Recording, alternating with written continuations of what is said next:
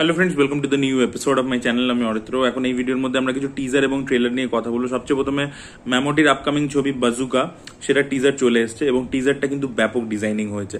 তো এখানে ম্যামোটির এন্ট্রি পরে হয় টিজারের মধ্যে। দেখবেন সাউথ ইন্ডিয়ান ছবিতে একটা মানে টিপিক্যাল মানে স্টাইল হচ্ছে যে ওরা হিরোকে পরে এন্ট্রি দেয়, তার আগে একটা বিল্ড আপ করে।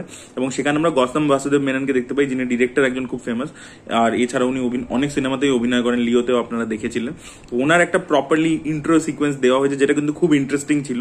যে বাইরে একটা অ্যাকশন হচ্ছে, অ্যাকচুয়ালি অ্যাকশন হচ্ছে, এবং গৌতম বাসুদেব মেনন বসে বসে আর কি ওয়াকি টকিতে কথা বলছে এবং তার সাথে পপকর্ন খাচ্ছে।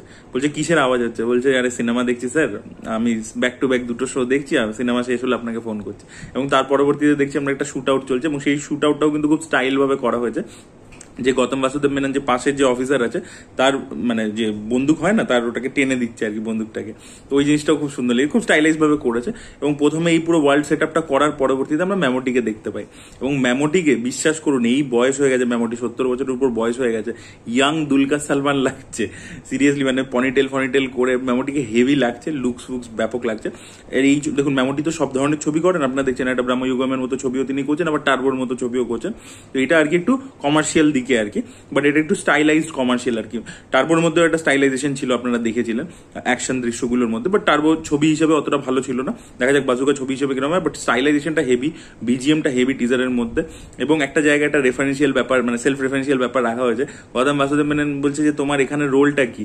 বলছে আমি আমার কেরিয়ার জুড়ে সব রকমের রোল করেছি। এবং এটা তো সত্যি কথাই, মেমোটি তো সব ধরনের মানে আর্ট হাউস, কমার্শিয়াল সব রকম করেছেন। তো সেটাই আর কি কোথাও কি একটা বলে দিচ্ছে আর কি পুরো ব্যাপারটাকে। তো সেটা খুব ইন্টারেস্টিং লেগেছে। তো ওই একটা মজা ছিল আর কি, গোটা টিজারটার মধ্যে একটা কমেডিও ছিল, মানে হালকা একটা কমিক ভাইব ছিল, তার সাথে স্টাইলাইজেশন ছিল, অ্যাকশনের দৃশ্যগুলো খুব ভালো লাগছে, এবং ক্যামেরা মুভমেন্টস গুলো খুব ইনোভেটিভ। দেখা যাক ছবিটা কিরকম হয়। টিজারটা আমার এখন অব্দি ভালো লেগেছে। আপনাদের কেমন লেগেছে অবশ্যই জানাবেন কমেন্ট সেকশনে। এর পরবর্তীতে আমরা একটা বাংলা ছবির টিজার নিয়ে কথা বলবো, যেটা কিন্তু এখনো সোশ্যাল মিডিয়া প্ল্যাটফর্মসে আসেনি। সেটা আসার কথা ছিল, বাট এখন আমাদের রাজ্যে যা পরিস্থিতি তার জন্য পিছিয়ে দেওয়া হয়েছে। সেটা হচ্ছে উইন্ডোজ প্রোডাকশনের আপকামিং ছবি বহুরূপী, যেটা পুজোর সময় আসবে। বাট আপনারা যদি হলে ছবি দেখতে যান, তখন এইটাকে কিন্তু দেখানো হচ্ছে, এই টিজারটাকে।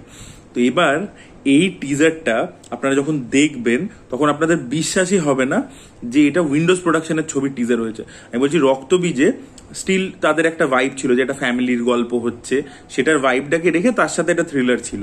বাট এটার যে টিজারটা, আমি জানি না ছবিটা কি হবে, হাইস্ট মুভি হতে চলেছে জনরা ওয়াইজ, বাট এর যে টিজার যে ডিজাইনিংটা হয়েছে না, সেটা আপনার পুরো একটা স্টাইলাইজ টিজার মনে হবে।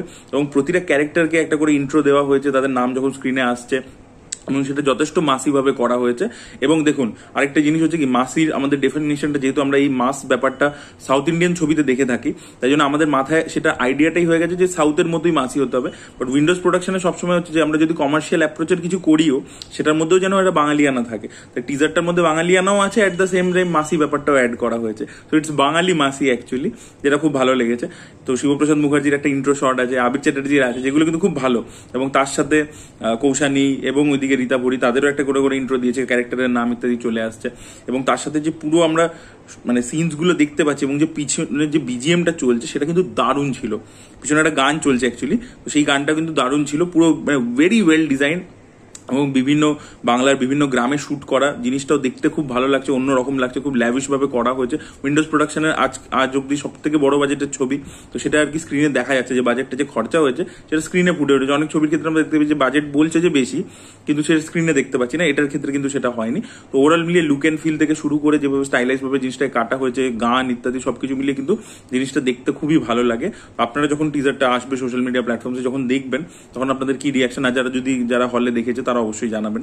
লাস্ট আমরা এই ভিডিওর মধ্যে কথা বলবো হচ্ছে কঙ্গনা রানাওয়াতের এমার্জেন্সি ট্রেলার নিয়ে। ট্রেলারটাকে অনেকটা বড় করা হয়েছে। দেখুন, আমার যে জিনিসগুলো ভালো লেগেছে, একটা হচ্ছে যে পিরিয়ড যে সেটিংটা, সেটাকে যেভাবে রিক্রিয়েট করা হয়েছে, সেটা খুব ভালো লাগছে। মেকআপের কাজ খুব ভালো হয়েছে, এবং অভিনেতাদের পারফরমেন্স খুব ভালো লাগছে। কঙ্গনা রানাওয়াত তো পুরো ইন্দিরা গান্ধী হয়ে গেছে। কঙ্গনা রানাওয়াত দেখুন, আমার তার আইডিওলজিক্যাল ব্যাপার নিয়ে আর কি প্রবলেম আছে, আমি সেটা বলেওছি বিভিন্ন ভিডিওতে। বাট অভিনেত্রী যে তিনি খুবই ভালো, সেটাতে নো ডাউট, এবং সেটা উনি করেও দেখিয়েছেন। এবং উনি যেটা যেহেতু ডিরেকশনও দিয়েছেন, আপনারা যদি ওয়ার সিকোয়েন্স ইত্যাদিগুলো দেখেন, সেখানেও যেভাবে আর কি অ্যাকশন সিকোয়েন্সেস গুলো দেখানো হচ্ছে, অ্যাটলিস্ট ট্রেলার লেভেল অব্দি, সেটা কিন্তু খুবই মানে ভালোভাবে করেছেন আর কি। উনি তো বেশি ডিরেকশন দেননি, বাট তা সত্ত্বেও কিন্তু এই কাজগুলো ভালো ছিল। স্কেল আছে একটা ছবিটার মধ্যে, এবং প্রতিটা অ্যাক্টার্সকে আর কি ভালোই লাগছে। ইভেন স্যাম ম্যানেকশ যিনি হয়েছেন, মিলিন্দ সোমান, ওনাকেও ভালো লাগছে। আর ট্রেলারটা প্রথম দিকটা আর কি ইন্দিরা গান্ধীর মানে এমার্জেন্সির আগের যে ঘটনাগুলো ঘটে, তিনি কিভাবে পলিটিক্সে আসেন সেই সব জিনিসপত্রগুলোকে দেখায়, এবং তারপরে সঞ্জয় গান্ধী যেখান থেকে ইন্ট্রো হয় ব্যাপারটা আর কি একটা টেনশনের মতো, একটা আরো সিরিয়াস জোনের মধ্যে, একটা ড্রামাটিক জোনের মধ্যে চলে যায় ওখান থেকে আর কি। তো আমার মনে হচ্ছে গল্পটার মধ্যে কোথাও গিয়ে সঞ্জয় গান্ধীকে অ্যান্টাগোনাইজ করা হবে আর কি, তাকে ভিলেন দেখানো হবে, আমার এটা মনে হলো আর কি ট্রেলার দেখে। বা দেখা যাক এই ধরনের সিনেমা না, মানে সিনেমাটা কি উদ্দেশ্য নিয়ে বানানো হয়েছে, নিউট্রালি সবকিছু দেখানো হবে নাকি এটার মধ্যে কোনো এজেন্ডা আছে, এগুলো তো আগে থেকে বলা যায় না, এটা ছবিটা দেখলে তখন বোঝা যায়, কারণ আমাদের দেশে এই মুহূর্তে এই ধরনের ছবি প্রচুর হচ্ছে। তো এবার কাঙ্গনা কোন পার্সপেক্টিভ দিয়ে বানিয়েছেন, কি করেছেন, সেটা আমরা ছবিটা দেখলে বেটার বুঝতে পারবো।